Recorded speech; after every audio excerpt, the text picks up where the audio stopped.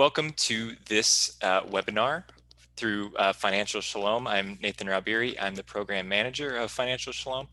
Today we are joined by Kim Miller of LSS Financial Counseling to give us a webinar on recovering your finances. A webinar on what happens when life happens, and you need some strategies for recovering your finances. This is one of a series of webinars that Financial Shalom offers during the year. It's one of our educational components.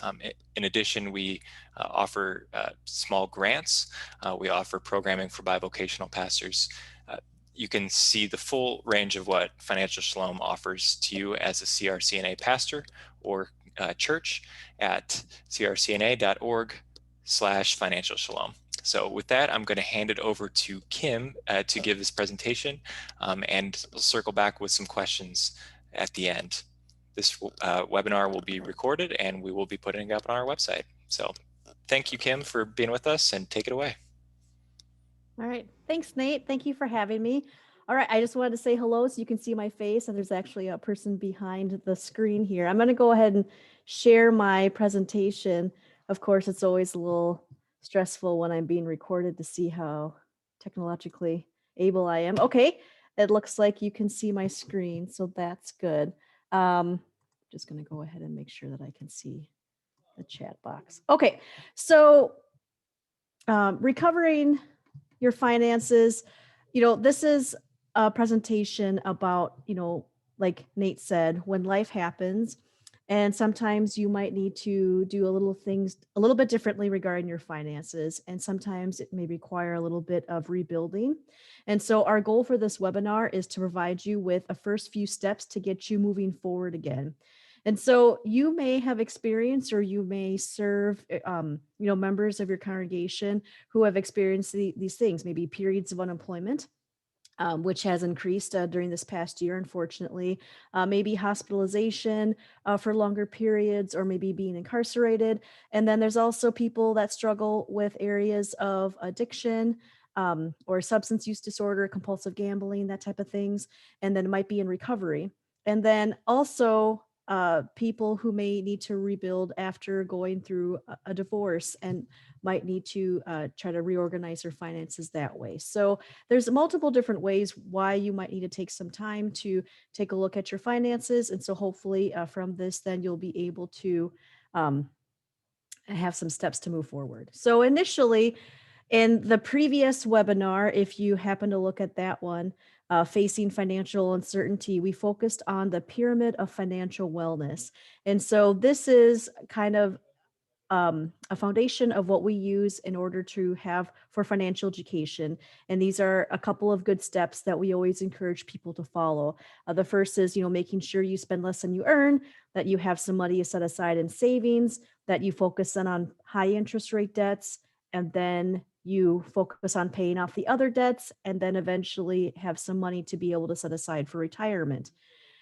But a lot of people struggle with this in normal times, and especially after being in a period of recovery, it may be difficult then to even get that started. And so we've created a pyramid of rebuilding first to help you get on that track to be able to move forward. And you aren't alone. Just so you're aware, half the country is struggling with affording everything and being able to get to that base bottom of the pyramid. So we recognize that there are systemic issues that are creating this problem. And so it's just a matter of just knowing some basic information to be able to take those first steps.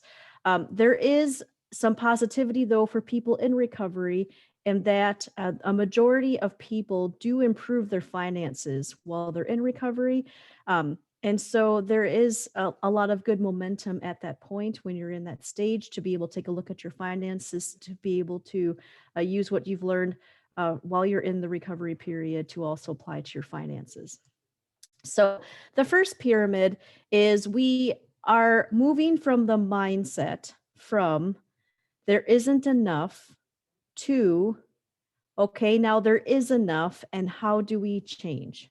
And so the first step when you're recovering your finances is to always create a new budget and to get organized. And so the first bottom of this pyramid is to be able to figure out your current income and living expenses. And as well as once you figure that out, to make sure needs are met first, and then we can spend less than you earn to be able to go up towards this recovery pyramid. So the first thing to figure out is to know what your income is. And part of a budget is to also focus on having accurate income. And so it's especially sometimes, depending on what type of income you have, a lot of times it can vary. And so there are some straightforward jobs where you'll get paid an hourly wage or salary, and then everything is consistent week to week. And if that's the case, then figuring out your overall income and how much you can spend within a certain amount of time can be fairly easy.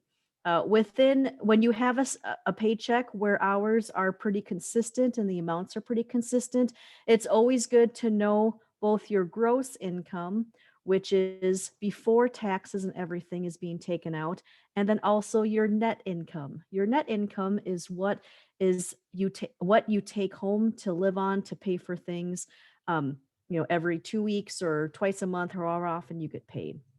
And so there are deductions like taxes and Medicare and Social Security. You may also have things like health insurance and retirement savings being taken out. And so sometimes you can always make sure you take a look at your deductions so you know what's coming out to make sure that it's accurate. If you have more of a variable income, let's say it's seasonal or it's a gig income, like right now people are doing Shipped or Uber or Lyft or DoorDash delivery services, that type of thing, or self-employment income. You want to make sure that when you're creating a budget that you create a realistic amount. It's always sometimes better to create a budget where you're underestimating your variable income, so you kind of do, what do I think I can always earn weekly? And not based on overtime and things like that, or extra um, outside situations where you might get an extra $100 or so. But it's always good to try to create a budget of what do you think you can do on a consistent basis, that's realistic. And so just taking a look at that. Because a lot of times when we see people creating budgets, unfortunately, they've created their living expenses based off of situations like, well, I know I can get overtime, or I know that I can get a small part time job if needed, but the economy now is a little bit different. And so, unfortunately, that may not be as realistic at this point. So, before and this is taken from, you might recognize these slides from the financial uncertainty webinar if you had a look at this, but we use the phrases pre-crisis and then crisis and then revised budget. And so you may not necessarily be in a crisis. So I just wanted to clarify that as far as the wordings for the slide. But it is important to recognize before things changed, it's always good to recognize and look at, what was I spending my money on? And then, and if you have information regarding that, like maybe old bank statements, or maybe you kind of remember what your spending was before the situation happened, then you can kind of take a look at, all right, well, what are the three main categories that my living expenses are being based off of? So the first category is always essentials, and that is your main priorities that you focus on for daily living. So housing, utilities, transportation, medical, insurance, and then, cell phone, internet access, food, that type of thing. So all the basic and for all the main priorities that we focus on, we label essentials, and those are things that you cannot live without, or the things that things that you can't live without, or things that you've committed to that you need to pay on in order to go to your job and things like that. The second category are debts, and those are things that you're paying on right now. And so sometimes you may find that transportation is in both categories, is that you need a car to get to work, it's an essential, but it's also a debt. So it's also good to acknowledge that. And then you may have credit card debt or other bills that you pay on, and then also student loans and all those things that you would consider debt. And then the third category that sometimes can be the most important to label is what is discretionary. And discretionary category for a budget are still items that you may find important, but when you might need to find ways to conserve cash or reduce living expenses, these are the areas in your budget that you could try to cut out as soon as possible.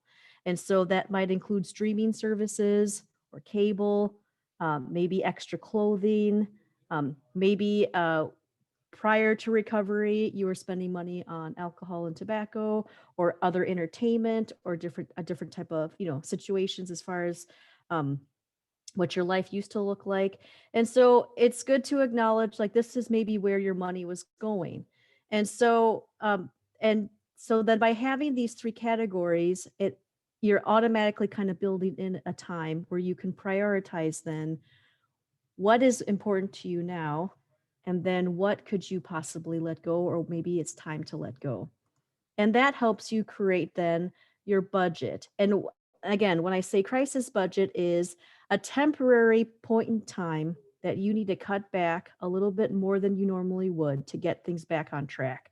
So if you had a specific goal to either build up savings for something that's more important, or B, you just need to get caught up on bills because maybe you were behind, any period of time, but you do this, and then in order to help encourage and motivate yourself, you tell yourself, this is just a temporary budget. And so if you noticed, most of the things from the discretionary line are missing in a temporary budget where you need to cut back things as much as possible. But if affordable, it's still always good to have at least one discretionary item to help make things tolerable. Because sometimes if we cut back on everything cold turkey, like right away, it can be really hard to maintain. And then we might, you know, pendulum swing to the other side, and someday just to release steam we may end up finding ourselves spending a lot more money on things than we intended. So again, it's all about creating slow and steady improvements in order to set aside extra cash or to get caught up on bills. So if you notice, the essentials are still there, we still have the priorities. If possible, we are still making debt payments to the best of our ability, and oh, and we are um I'm sorry, I think something happened here. It's saying that it does not have. I can Are see we your slide still? again. It's still okay. Somehow, I'm sorry. It just said I lost connection, so I just didn't know if it was there or not. Okay. No Okay, good. problem. Hey, All Kim, right, I thank just you. wanted to say I think that the concept of a crisis budget is really helpful and really Okay. important. Just to underscore that, it's not forever. Right. It's a temporary thing, and that mindset can help you get through. Uh, if you don't think that, okay, this deprivation of things that I really enjoy or want to spend money on ultimately is going to be there forever. Correct. It's Yes. temporary. Yes, So thank you, Nate. Yes. And that's, again, I just want to stress that this is just for a short amount of time. And if you are a visual person like myself, sometimes it's good to king up a visual or a goal as to why you're doing things. Because sometimes when we make the conscious effort to take away something or to reduce something in our lives regarding budgeting, it's an invisible decision. All we feel is less, and we don't necessarily check our savings or see things, see the positive of it. So by creating some kind of visual, putting up in your mirror, making a goal, putting it, on a cupboard can remind us as this is why I'm doing these things temporarily. So when you and sometimes even if you aren't in a period where you need to do this, take these large steps of reduction, it is always good sometimes to do a hypothetical of if X would happen, I need to do Y. And sometimes it's nice to do it in a period where you're not stressed or you're not in a period of where you have to do this. It's more of a conversational piece with yourself or with other family members if they are also involved in your finances to go, okay, I can actually cut this. And then it helps you create an overall revised budget, because sometimes it's nice just to be able to take a look at our spending and where our money is going and our priorities are to see if it's aligned with how our overall future goals are. And so for a lot of people, especially in recovery, they find that their needs have changed, and also that the ways that they want to spend their money have also changed. And so perhaps, if you know it's discretionary, they may not have as many things in that category, but they have like maybe three main things they'd like to spend their extra cash on. And then, they're able to can save it going forward. And so also wanted to point out that in the revised budget is that um, the piggy bank in the essential part. And so the time to add to savings is essential and also an important step for people in recovery because it's important to be aware and acknowledging that the extra money available can be a way to track progress and to keep accountable, which is really important in the recovery world. And so again, a revised budget can also go in different steps. And so if you're looking for ways to conserve cash now, but then maybe things improved, then you can slowly add things back in that discretionary category, assuming all your other goals are met. So the nice thing about a revised budget is that it's just that, a revised budget, and that things can continue to modify and change going forward. So that's the first step as far as looking at your overall income and making sure you can spend less than you earn. And sometimes it takes people different stages um, as far as what this might look like. And I also want to point out that um, there's no right or wrong way or no one way for someone to manage their money as far as budgeting. There are multiple different ways for people to approach this that work better than others. And that's what we're going to talk about here in this slide. So I just want to take a bit and to take a look at rebuilding relationships with financial institutions. Sometimes for people in recovery or in different situations, they may have struggled then with a relationship with a traditional bank or even with a credit union. And so it's good to take a look at what your experience in the past has been and how you'd like to move forward. And so a good question to ask yourself when you're looking at where should I put my money? And so, like, let's say you haven't been working for a while, and then now you want to try to reestablish dealing with your paychecks. Ask, is this current situation working for you? Is it saving you money? How much is it costing you to be in this relationship with a financial institution? And will it help you move forward? And so sometimes there might be barriers to having a banking relationship. For example, if you had a previous account and it got closed on you because it went negative, and then you end up owing the money, sometimes you may end up in what's called checks systems, which is a kind of the credit reporting bureau for banks, and it kind of keeps track of people with negative bank accounts. And sometimes then if they have a negative mark in check systems and they try to go to a different bank, they can pull a report through check systems, see that you may have had previous problems and deny you a new bank account. And so for a lot of people, just having them happen to them once can make it a really big struggle for them to go back to a different bank.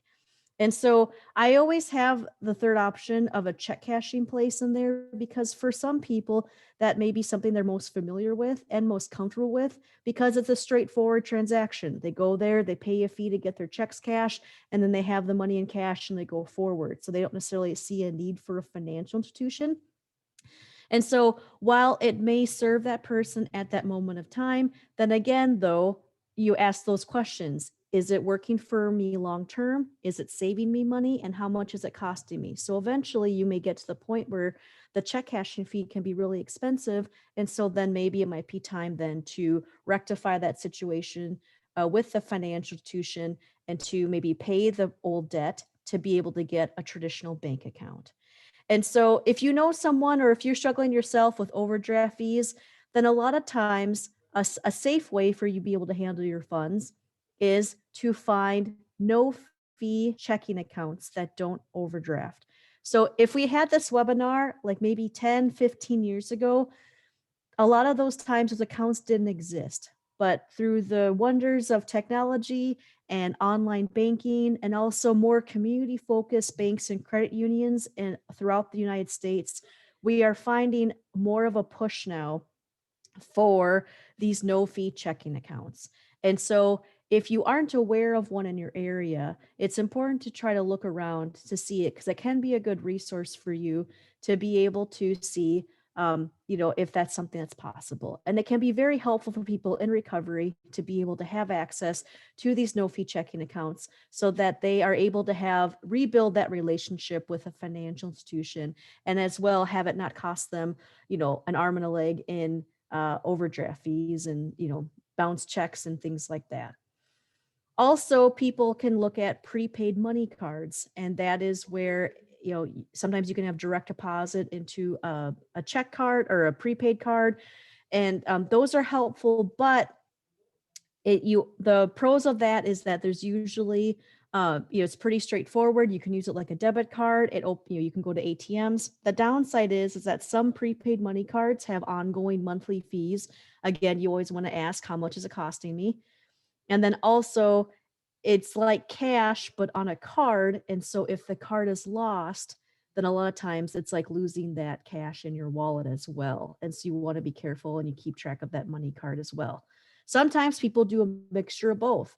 They have a regular bank account with the bank where their savings are, and then they load a specific amount of money onto a prepaid card to be able to help control their spending, or if they know they have a temptation or weakness in certain areas. There's certain money cards that can prevent you from using things in different stores and that type of thing. So again, like I said, there's multiple different ways to do this, and so it is good to be able to have that and having money mentors and things like that and sometimes having a money mentor and having someone to help keep you accountable is important too. So that is the step one. So now the step two is, okay, so now that you figured out your current income, you're making sure you're spending less than you earn, you're on your way to do that. Then a lot of times people like to figure out, all right, who do I owe? And let's set up some debt payments. I caution people always, especially when they're in recovery, is that sometimes they try to do this first without doing the bottom layer. And so that's why it's important to try to always figure out, can I sock away a little bit money in savings first and then focus on debt payments? Sometimes people go straight to the debt payments and they haven't actually organized all their other expenses, and then it's hard to kind of go backwards. But for people who are ready then to figure out, okay, who do I owe? And how much should I pay a month, is the first step. If you haven't done this in a while, is to go to annualcreditreport.com to figure out the amount and account numbers. And there's always at the end of the credit report contact info at the end. So especially if it's been a couple of years, or things, if it was credit cards and things have been charged off and sent to collections, then it's always nice to be able to see on their credit report, okay, I got sold to ABC collector. And so this is the information at the end of the credit report, so you know how to call them. Also, not mentioned on the slide is, if you don't feel comfortable pulling your credit reports, or it's something that is just hard for you to do, you can always give us a call at LSS Financial Counseling, and we can pull your credit report for free and walk you through it, do a credit report review. And it does not count against you because it is used for educational purposes only. So when you pull your own credit report, or when we pull it on your behalf, it's considered a soft inquiry, so it does not hurt you that way. But this is a good first step to be able to figure out, if it's been a while, to kind of locate all of your debts. And you want to pull it from all three credit bureaus, because there's Equifax, Experian, and TransUnion. And so you would pull it from all three. So, okay, so you go, okay, great, Kim. I've pulled my credit report. I see who I owe. And now I got to figure out, who do I pay and when?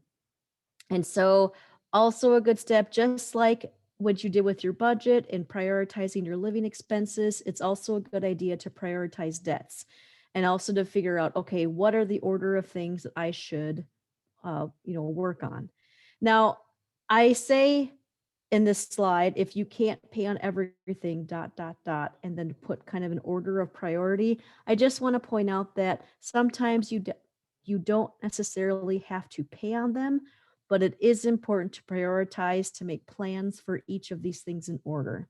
So especially like right now, for during this time of the pandemic, the first priority is always to make sure that you have plans for your mortgage and car loans.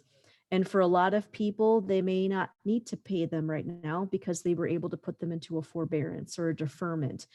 And so while you don't necessarily need to pay for them, it is important to make a plan for them. But Secured debts are always a priority because the risk is if you don't pay it, then the lender can take back the thing that it was secured with. So if you don't pay your mortgage, then they can foreclose on your house. If you don't pay the car, then they could repossess. Sometimes for other secured loans, you used an object or like a pawn loan, that type of thing. You put up a collateral. If you don't pay that payment, then you lose that item. And so if that item that you used for the loan, you don't want to lose now, then that is a main priority. But again, like I said, there are some options right now. And just in general, depending on what type of mortgage you have, that there are time plans for forbearance and options like that. The second area that you want to prioritize or make sure you have a plan for is high priority government debt. And that's because unfortunately, the government, if they do not get paid, they have more power than their normal collector to kind of get their money back. And so one is they can take your tax return, they can garnish your wages, they can even garnish other government income, that type of thing. And then they also add interest and penalties. The good news about high priority government debts is that there are a lot of different specific options as far as for student loans, for deferral, or forbearance. There's payment plans and income based payment plans and that type of thing. Child support is equally as important, but that's usually by county. And so, unfortunately, those payment options may not be as wide, because you're kind of at um it's the county that will dictate how much they will want from you in a payment, but sometimes as long as you can at least make some kind of good faith arrangement, then that will prevent a garnishment of your wages.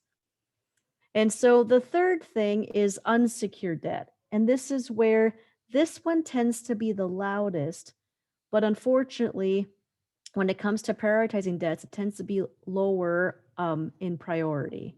And so these are credit cards, personal loans, medical bills, bounce checks. And so the thing with unsecured debts is they call a lot, and they can also eventually try to go through the court system to get a judgment. And so if you, again, it's one of those things where if you can't pay it, you can't pay it. And then we just work on, again, rebuilding at a later time. But if you are able eventually to make arrangements, then that's important. And so this is what we're going to focus on over the next couple of slides, is focusing on this last category, because for most people that when I counsel clients in recovery or going through certain situations, they usually, a lot of times they do have the opportunity to set aside some money to be able to handle some of this collections. And it can give a sense of control, which is helpful in what people are trying to seek out. So for collection accounts, these are the things that have been charged off, like credit cards that after a period of being unpaid, they go to collections, or medical debt, things like that. Just so you're aware, under the Fair Debt Collections Act, you always have the right to get it in writing. So you can anytime you deal with collections, or let's say you've pulled up the credit report and you see a couple of things that are in collections, before you send them any payment, make sure that you get it in writing and you verify that it is your debt. You can work out an affordable payment plan, or you can also offer a settlement. And that's where let's say, for example, you owe $500 and you offer a lower amount to get the debt paid off. And so, say I have 250, and then they will mark that debt as balance zero, but they may report it to the credit bureaus as debt not paid in full. But at the same time, the collection is completely taken away, or it's paid off. At least it still will show up on your credit report, but at least it's paid, and that's important. Um, Again, you want to make sure you get any agreement in writing to any settlement or any kind of payment plan, and you want to keep proof of all payments and keep those documents indefinitely. Again, I want to stress that by handling collections before it gets to court allows you to have more control. And for a lot of people in the recovery period, this is a really important step. With medical bills, again, they may have gone to collections, but you want to make sure that you've gone through all the steps first to make sure that you've done the best that you can. And that is always look over your old medical bills to make sure that the charges that were charged are actually legitimate and should be covered. You can always request a payment plan directly from the billing office of the medical facility. And a lot of times there's community care or other financial assistance programs that you can apply through the medical provider. And then for some people to pay on their level of income, they can apply for medical assistance. And if it is deemed, sometimes they backdate it. And so if you received care during that period of time that you've been approved for Medicaid, then sometimes they can go back and rebill it. So medical bills, when they show up in collections on the credit report, they do not affect your score, credit score, but it can prevent you from getting approved from loans. And so it's still good to be able to make some plans for that. And I apologize, I'm having connection issues, so I hope that you are continuing able to see my screen. Um, so that's medical bills. And then just a brief peer information on student loans. Not everyone has student loans, but I just want to let you know that it's always important to know what you owe, to keep all loan documents. For federal loans, especially, there are a lot of payment plans available, and there's forgiveness programs too. So there's public service loan forgiveness. There's also total and permanent disability discharge and things like that, that people don't realize. With federal loans, there are a lot of options. If your student loans are federal and they've gone unpaid for a long time and they are considered in default, the good news with that is there are programs available to bring them back into good standing through rehabilitation or consolidation. And so that also can be a helpful step in rebuilding credit. And then also you can get professional guidance if you are lost. Again, LSS Financial Counseling is part of Financial Shalom, can offer student loan counseling. But if you seek out a different agency or a place for advice, please note that student loan counseling is government funded, and it should always be free. Or not government funded.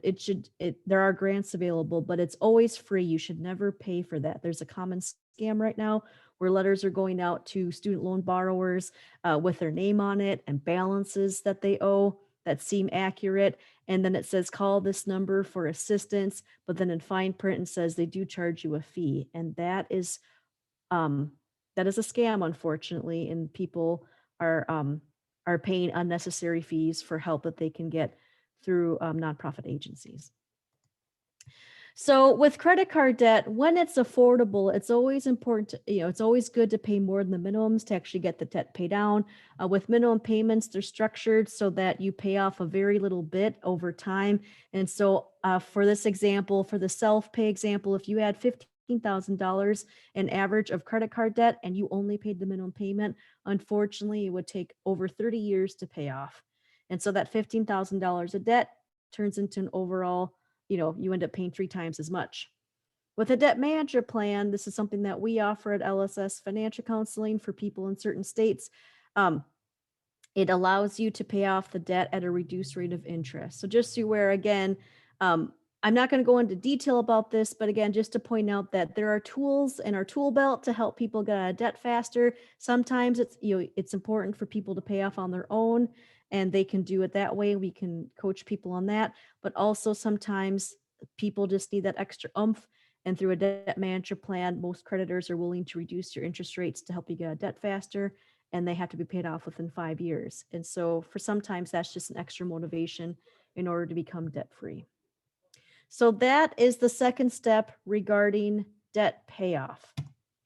The final step that I just wanted to point out is to start saving and to build positive credit history. So for a lot of times, people really want to make sure that they have opportunities and for the future.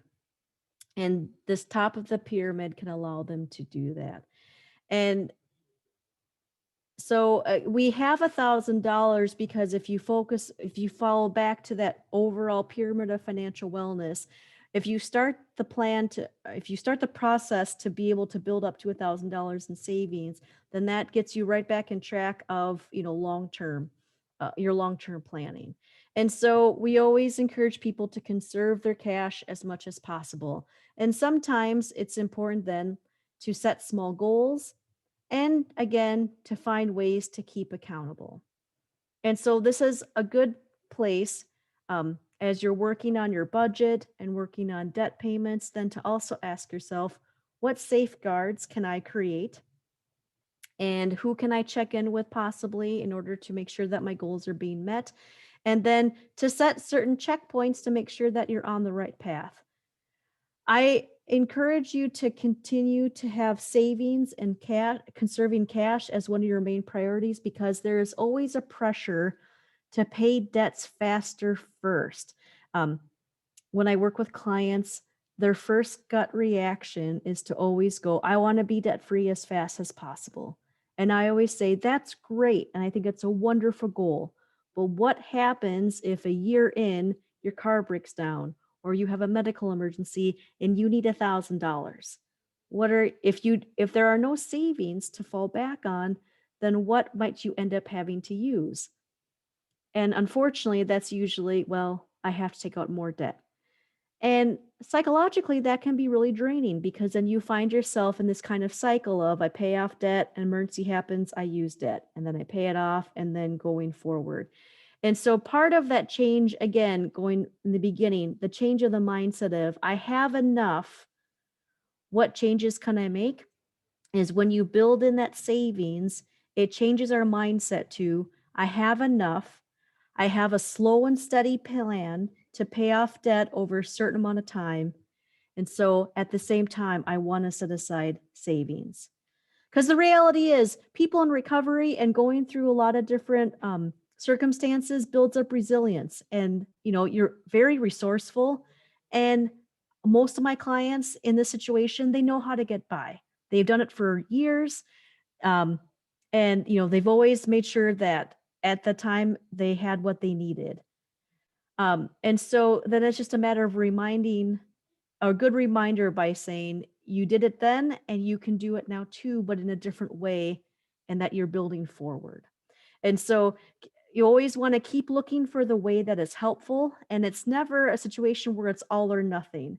And that's where sometimes when people look at recovering their finances and paying off debt, they're like, well, I'm going to pay off all my debt. Well, no, it can be helpful to do a little bit of a little bit, a little bit of each in order to get there. So again, slow and steady wins the race in this way.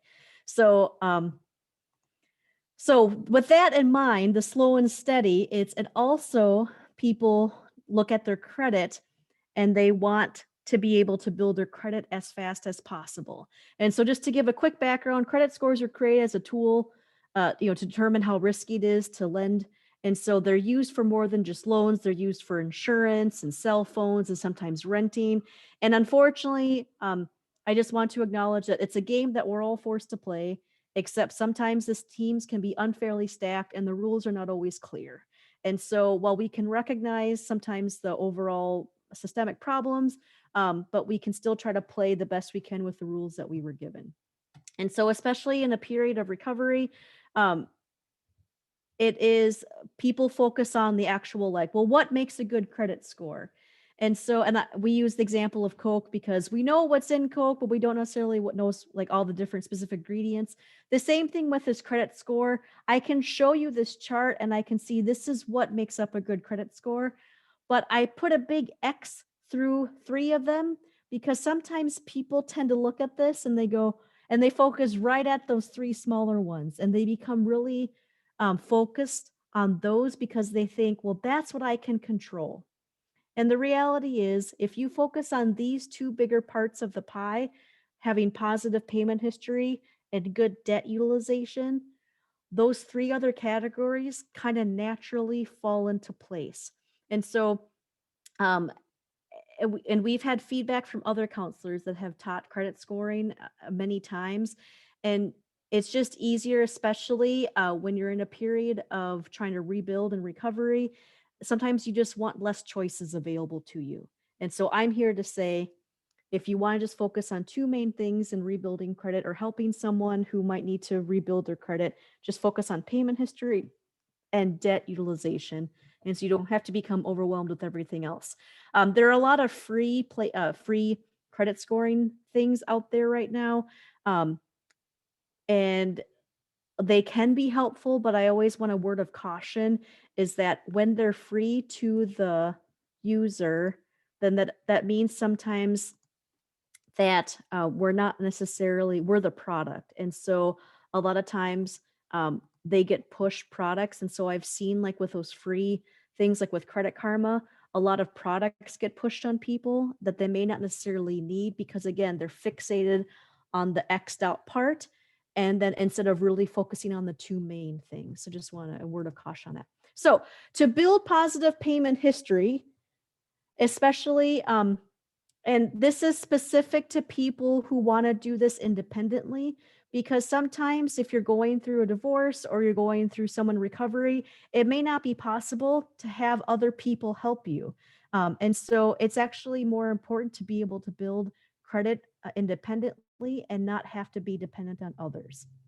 And so these are, so while you may have heard other ways in the past to rebuild credit, this is really a focus on how you can do this on your own. And so one is if you go to your local bank or your credit union, a lot of times they have credit builder products that are made specifically for people who just need help, that extra oomph to be able to rebuild their credit slowly. And so one is with a secured credit card, or it could be a secured loan. And that usually does require a little bit of savings up front, where you put it aside in a special savings account and they issue out a credit card off of that saved amount. And then you just make a payment on time every time. So your payment history is really based off of the past 2 years. So if you had open credit accounts where you've had maybe a spotty payment history in the past, the good news is that if you make on-time payments then for the next 2 years, it's like those missed payments never existed. So again, just moving forward, doing one on-time payment at a time. Now, some people may struggle with getting a secured credit card even depending on their previous banking relationship. And so again, it's always good to try to clear that up first, and try to figure out how you can move forward in a positive step. Now, the other part where we talk about good debt utilization, that just basically means they don't like to see you maxing out your card. So even if you were to pay off your credit card in full, if the balance that you charge still gets reported to the credit bureaus, there's no difference whether you carry a balance or not. It just shows that you've charged it on your card.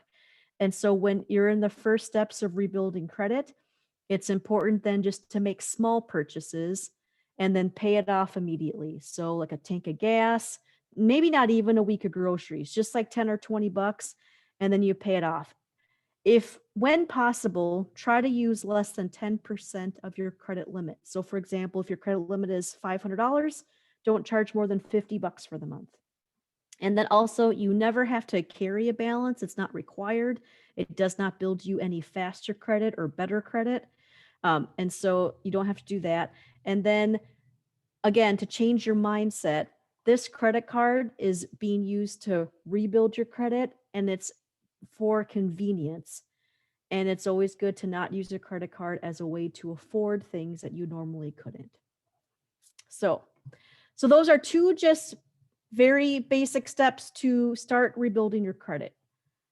One last thing on credit, and that's usually with relationships. And so, unfortunately, sometimes relationships can be strained during a period when you're trying to in recovery, or especially through a divorce that we see how credit can be affected through those types of things. So, unfortunately, when you co-sign something or you are a joint user with someone regarding credit, that usually trumps everything else. And so, like sometimes in divorce decrees, there's a joint debt, and that the ex is required to still make payments on something, or maybe your ex is required to refinance the loan to be able to get it only in their name. Unfortunately, credit law still always trumps divorce decrees, and so even if a divorce decree says that they have to do something, if they don't, it still affects your credit, unfortunately. And so just so you're aware, that is still a risk. And so it's important to try to get that cleaned up as quickly as possible in order for you to be able to move forward on your own. Also, if you are an authorized user on someone's credit card, you can get that removed. If for some reason you're no longer associated with that person, or maybe their payment history or their debt utilization is not great and it's actually hurting your credit, you can always call that company to get it removed off of your, get you removed as the authorized user. So authorized user just means that You're just kind of piggybacking off their credit, but you're not legally responsible for it. Co-signing or joint debt is 100% each of you are responsible for that debt. So it's something, again, that we can help walk you through that process and walk you through different options as well. So I just want to wrap up by just reminding everybody that small changes can make a big difference. And so sometimes, again, like we talked about, we don't want an all or nothing type of thing. Hopefully, these various steps can give you ideas to be able to make those small changes. And to take a direct quote from a popular movie by Disney about two sisters that might have been a sequel, is sometimes the best thing that we can do is just the next right thing. And so if you this is just a high level webinar as far as various different steps that you can take. And if it seems very overwhelming, I just encourage everyone to say every little bit counts, and you just figure out what the next right thing is for you and just take that next step forward. If you're able to, automation can be really helpful, especially with savings, to try to hide money from yourself. That's a small, again, a little small change that can make a big difference over time. And then there's always plan for the unexpected. Things will just pop up that will catch us off guard. And again, if you're able to follow a couple of these steps, hopefully it'll help you weather that unexpectedness. And then finally, I just encourage everyone to be kind to yourself. This is a hard time in general for people, and especially if you've gone through a big life change. Sometimes it's easy that we're hardest on ourselves, that we force us, that we try to expect ourselves to do the biggest stuff right off the bat. And sometimes that's not always possible. And so there's this really cute kids song on YouTube called 1000 Steps. And the bird is the one of the pictures from the YouTube video. And the song basically says 1000 steps start with one. You have to learn to walk before you run. And so I just think it's really important and a good reminder to us that we can just take one small step over time and then to be able to reach our goals. So, along with that, sometimes for a person, the next right thing or a small step might be is they might want to talk to one of us, and we would be happy to talk to you through the Financial Shalom program. You have access to financial choice, and you can get 6 free one-on-one sessions for passion seminarians and immediate family. We offer right now just phone and online counseling. So that's the number that you can use to reach us. The services that we provide are, budget and debt counseling, credit report reviews, housing, student loan, financial education, debt management plans. And so if there's one of those topics that you just want to talk to us about, we'll be very happy to do so. The biggest compliment that we get is that clients feel like they aren't judged and they feel like they have someone to listen to walk them through their options. So that's all I have for you today. Thank you so much for letting me ramble on for a good 45 minutes. Nate, do you have any questions or things that you'd like me to clarify? Thanks so much, Kim. Really appreciate your expertise and your guidance walking us through some difficult topics. I especially want to say just appreciate you kind of breaking that all or nothing mindset. I think Mhm. it's easy, especially as people feel the crushing weight of debt, to get out of it as soon as possible. And I think you offered some real wisdom there, as well as just very practically on practicing self-kindness. And then the last thing that stood out to me was that you ran through some best practices and some tips for, if something really catastrophic has happened in one's life, divorce, substance abuse recovery, etc. A lot of what you shared was very practical also for people who are just seeing general loss of income through COVID. Seems like this is very translatable advice across Mhm. situations. So I really appreciated that. Um, you know, just a few things to just highlight, and not to replace, just to highlight in what you said that could be really practical for Christian Reformed Church pastors and churches. You know, Kim talked about both medical and student loan debts. If if these are debts that you find yourself in, um, and and you could use some relief from them. These are the kind of things that Financial Shalom can offer grants on. So check out our website. You can our next application deadline is January 15th.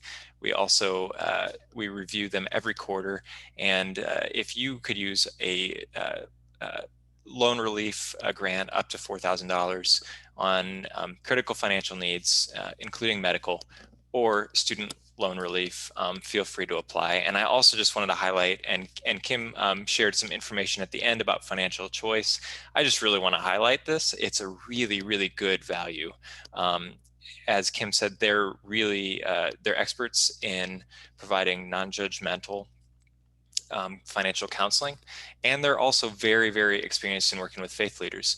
So, uh, regardless of whether things have completely hit the fan and you are reeling from one of life's blows and you're trying to just get back on your feet, figure out what's next, or you're doing pretty well, but you have some questions on what should I do next? What Mhm. is my next right step, as Kim said?